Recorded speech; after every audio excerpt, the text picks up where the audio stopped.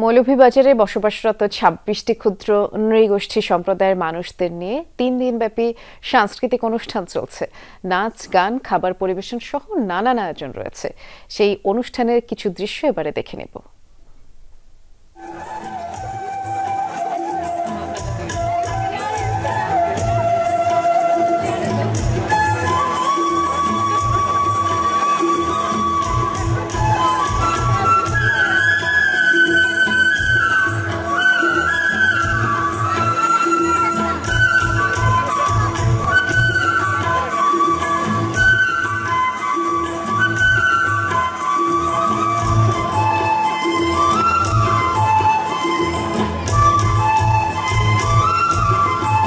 এখানে প্রত্যেকটি ক্ষুদ্র নৃগোষ্ঠীর যে সংস্কৃতি সেগুলো দেখতে পাচ্ছি, যে তারা কি ধরনের খাবার খায়, কিভাবে কাপড় চোপড় পরে। এই অনুষ্ঠানের মাধ্যমে আমাদের ঐতিহ্যতা আমরা তুলে ধরতে পারছি, আমাদের ড্রেস আপ, আমাদের গহনা, বাকি বাদ্যযন্ত্র।